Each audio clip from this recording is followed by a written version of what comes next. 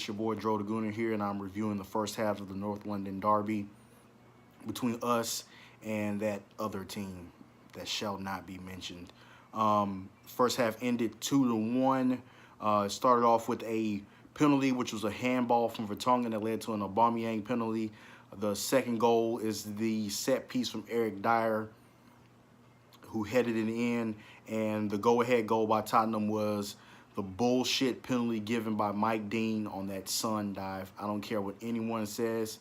You know it, I know it, they know it, we know it. That was a dive by Son. He tried to cut back in and tripped over his own feet. No one made contact with the ball. He even kicked the ball out himself.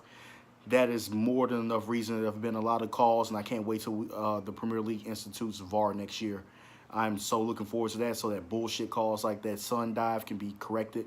And I think the Premier League should really look at that. I'm not just saying this because I'm an Arsenal fan.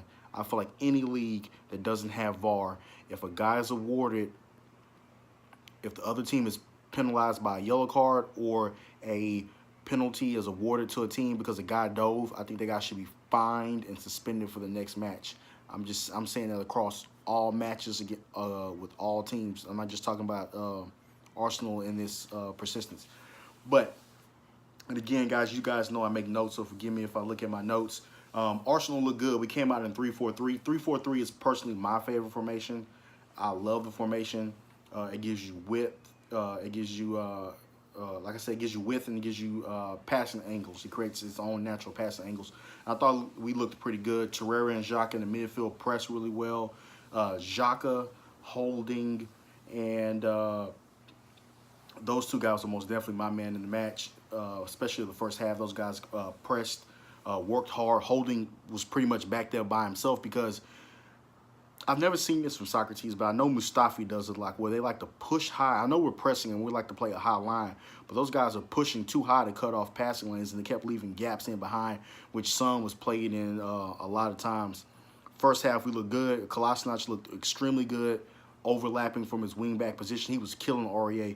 He was killing Aurier so much that Tottenham made the adjustment. They pushed Sissoko out to cover that area.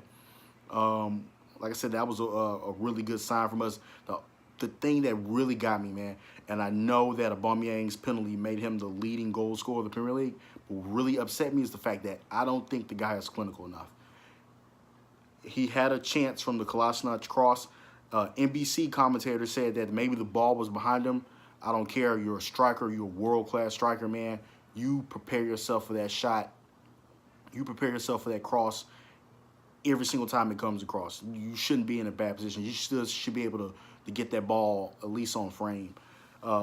That ties into our clinical issues, the issues that we have, that we're not clinical enough in front of goal. As much as you guys know that I'm a huge Alex Iwobi fan. I love what the guy does as far as a pressing forward or a pressing wing. I just wish the guy was a little bit more clinical,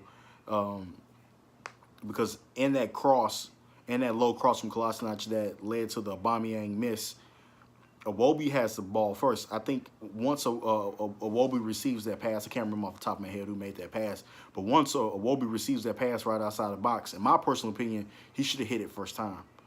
When that ball came to his feet, hit it first time. Instead, he slowed the ball, took the ball, tried to create a step over. He made the pass to Kolasinac, and he whipped it across, and again, Aubameyang missed that sitter.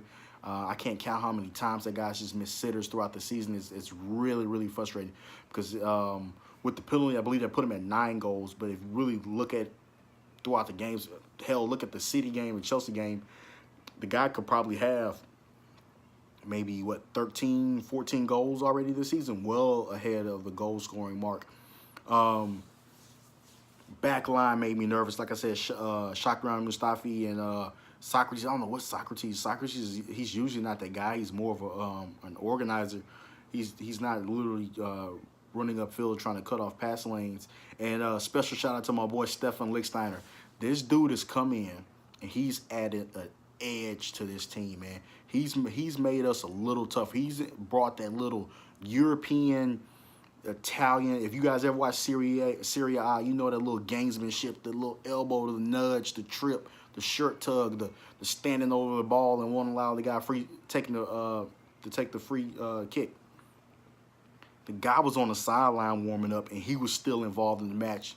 because I saw you, Dyer, man, try to shush us, try to shush the crowd at the Emirates, man. And my boy Lichtsteiner stepped up, let him know on the sideline, even though he wasn't in the game, let him know, gave him a friendly reminder, hey, you know, you don't do that here at our stadium, you know.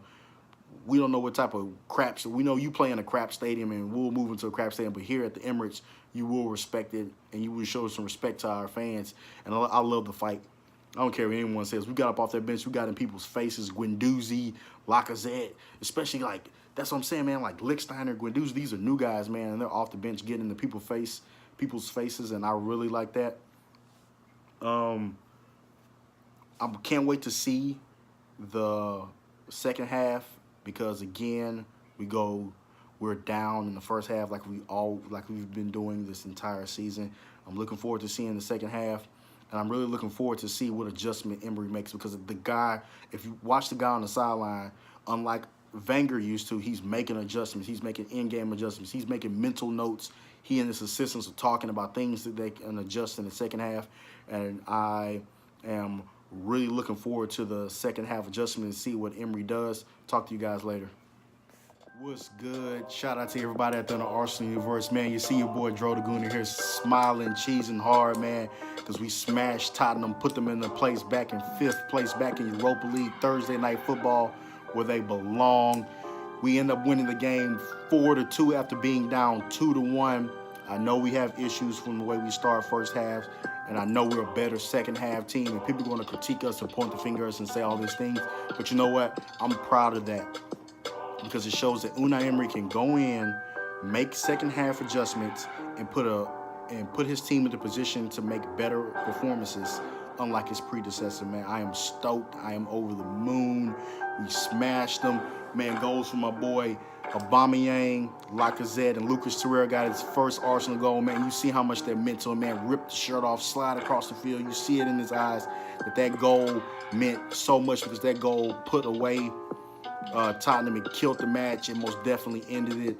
And Emery's second half adjustments was he brings in Lacazette and Ramsey for Iwobi and Mkhitaryan. I like Iwobi. I like how hard the guys work, how hard he works. My only issue with Iwobi is that he's not clinical enough in front of goal. You guys saw that in the first half when he receives that pass. And like, in my opinion, I said he should have smashed it first time, and he didn't. He took some time on the ball, and that allowed Tottenham's defense to get back into place. Mkhitaryan, he went missing. In my opinion, Mkhitaryan goes missing a lot in a lot of matches, and he most definitely went missing in the first half. And he might as well have been sending home with Mesut Ozil. You know what I'm saying? Sending home with your boy Mesut Ozil, because we played a whole lot better without him as well. And to even drive that point home, the Aubameyang goal, that couldn't have been Mesut Ozil in that spot. When Bellerin puts that pass through all those players and it lands to Ramsey, he flicks the ball on. He plays quicker. He plays quickly. Ramsey, in my opinion, was man of the match of the second half. The guy was everywhere, cutting off pass lanes, pressing, working hard, fighting spirit.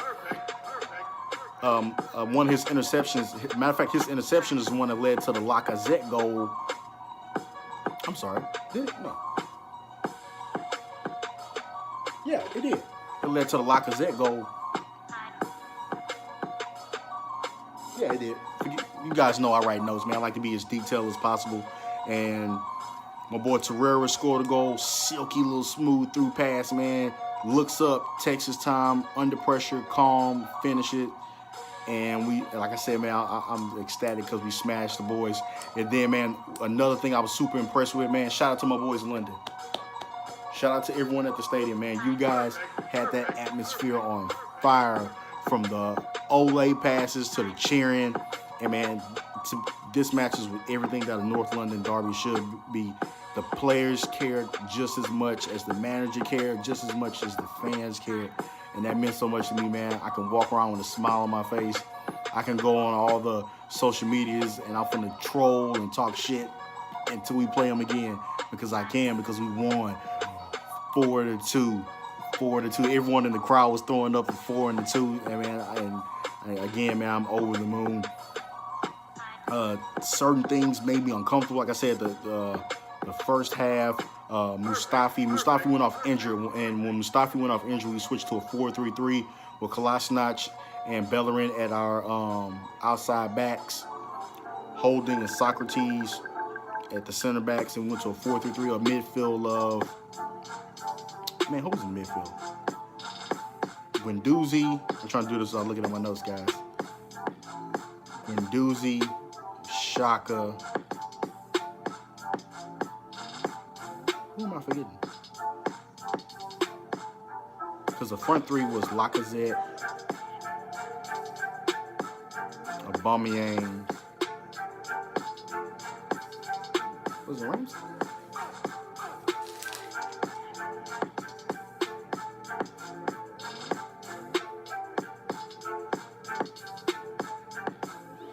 I'm bugging.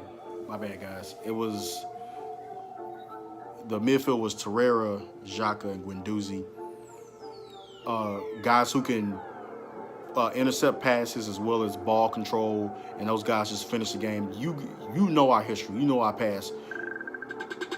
You remember the Newcastle games.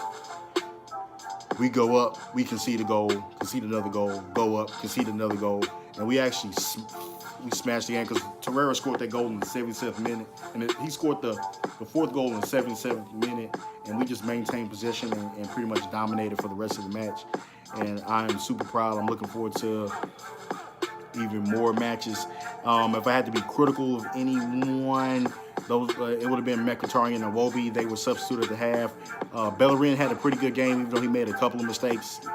He made that horrible pass to Son, and thank God it was Son and it wasn't Kane, because I'm pretty sure Harry Kane, as much as I don't like the guy, he would have buried it, and that would have been a completely, totally different match.